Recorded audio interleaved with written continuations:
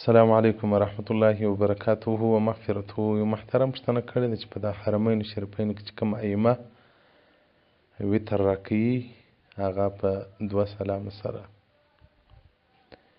بیا بعضې علما کرام وایي چې د دې مذاهب نه دي معلوم، څوک مذهبیان دي څوک غیر مذهبیان دي، او که مذهبي سیخوم دی په یوه رکعت کې دا 2 نفل دي، نو اقتدا د مفترض په متنفل پسې نه ده سي. هغه څوک چې فرضي لمونځ کوي د هغه اقتدا په متنفل پسې نه ده سي، نو په دا 2 رکعتو کې خو دوی د نفلو نیت کړی دي. محترمه دې مسئلې ته به لږ وضاحت ورکړو. وتر یا وتر په زور د وو سره په فتحه د وو سره هم راغلی دی وتر، او په کسره د وو سره یا په زیر د وو سره هم راغلی دی وتر. وتر یا وتر هغه مقابل د شفع او د دو دی. یوه ته وتر او وتر ویل کیږي، او دغه رنګه تاک درو ته هم وتر ویل کیږي، 5 ته هم وتر ویل کیږي.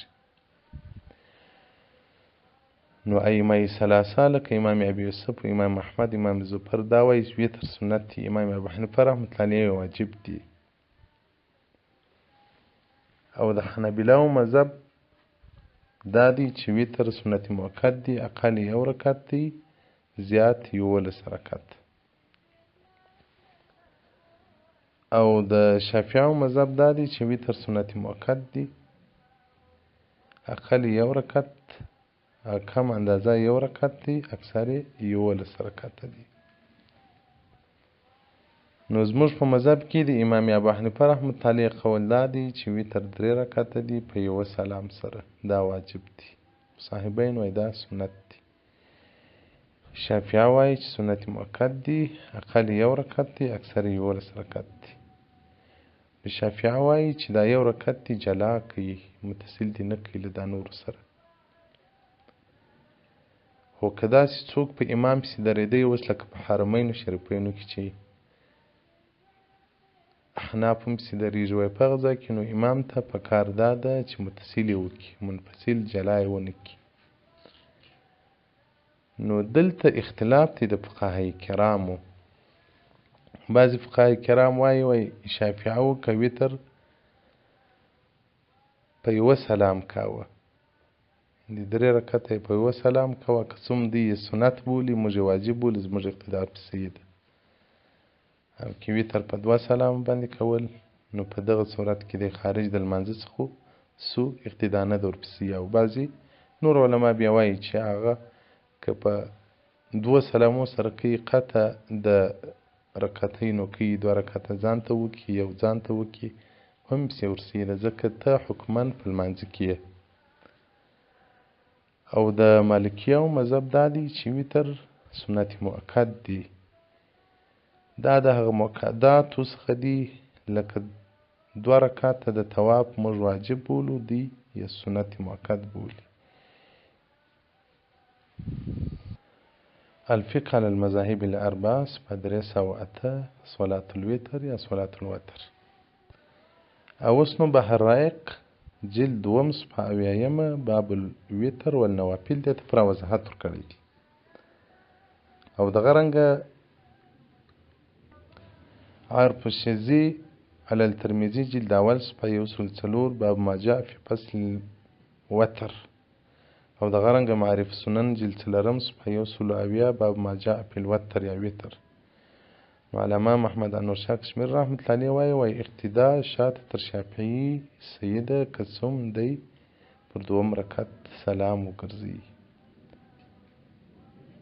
نو د ابي بکر رازي او د ابن وهبان په مذهب باندې اقتدا ورپسې ده. او دغه رنګه بنای شرح د الهي جلد 3 صفحه 140 باب صلاة الوتر. نو زموږ په مذهب کې هم اختلاف شته چې دا واجب دی که سنت دی، خو مبتبع قول دا دی چې دا واجب دی. د واجب و د فرض و حکم جلا دی. منکر د فرض ته کافر ویل کېږي، منکر د واجب ته کافر نه ویل کېږي. او بهر کې ته مفصل وضاحت ورکړی دی. او دغه رنګه منحة الخالق پر بحر رائق د ابن عابدین رحمت الله علیه کتاب دی، جلد دوم صفحه نشي پدیدې ته پر وضاحت ورکړی دی. دا خبرې هم راوړې ده چې اقتدا د متنفل په مفترض پسې، نو دا خو فرض نه دی، قطعي فرض نه دی، خو اختلاف کې شته. دا هغه مسئله ده چې فقهای کرامو اجتهادي اختلاف کې شته، نو دا فرضیت قطعي نه دی.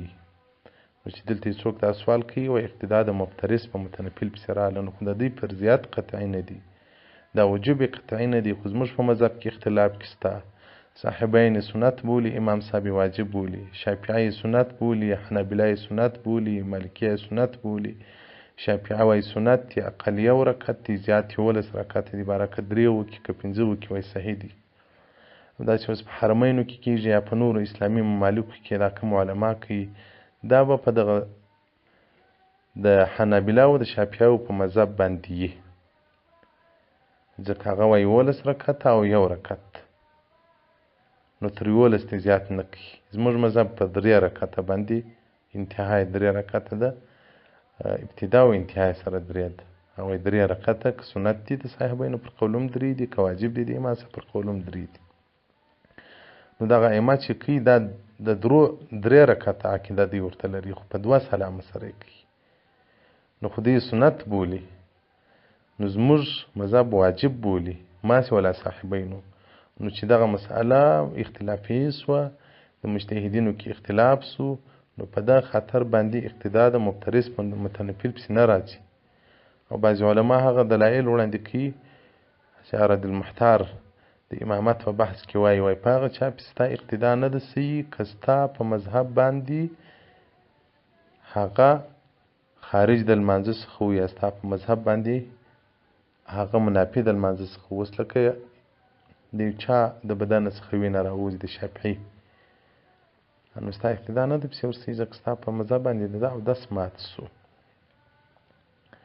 دغه مسئله دوی تر هغه ځایه لاندې کوي چې دا خو دومره اختلاف راغلی چې د نه صحت او د صحت. نو محترمه که بحر رائق جلد دوم وکتل سي او بنایه وکتل سي او دغه رنګه منهاج سنن وکتل سي، بیا به انشاءالله الرحمن په دې کې څه مشکل نه وي. او پروش کال ما دا یو خبره کړې وه مال په وتر کې افضل اولا دا ده چې سړی د تراویح ټولې خپله وکړي، که په حرمینو کې څوک یې هم په خپل کور کې د تراویح وکړي، مسجد نبوي ته دې نه ورځي، مسجد مکې ته دې نه ورځي. بیا چې ورلې بیا نو هلته مخالفت ما کوه چې په زرهاو په کروړهاو انسانان په وترو لمانځه باندې ولاړ دي، ته ورته ناست دي. بیا که ډېر شک درلوږي، اول خو شک په دې کې نشته، که ډېر شک درلوږي ورسره ویې که دا خلکو نظر ځان ته مه رااړوه، بیا یې وروسته اعاده که. زه خو اول د شک خبره نشته، ما خو خپله پسې کول نه مې بیا اعاده کول نه مې راګرځول، ځکه دا کتابونه ټول زما تر مخ تېر سول. نو چې زموږ په مذهب کې لا اختلاف دی چې څوک یې سنت بولي څوک یې واجب بولي، فرضیات یې قطعي نه دی. اوس د ماپښین لمونځ ته په یو چا پسې نسې کولی چې هغه نفلي لمونځ کوي یا سنت لمونځ کوي، ته د ماپښین د لمانځه اقتدا پسې وکړي، ځکه دا د ماپښین 4 رکعت خو دا قطعي فرض دی. په مذاهب اربعو کې فرض دی، په دې فرضیات کې اختلاف نشته. نو په وتر کې اختلاف دی، نو چې په یو شی اختلاف پیدا کړي پکې وسعت پراخي راسي، پکې سپکوالی او خفت راسي.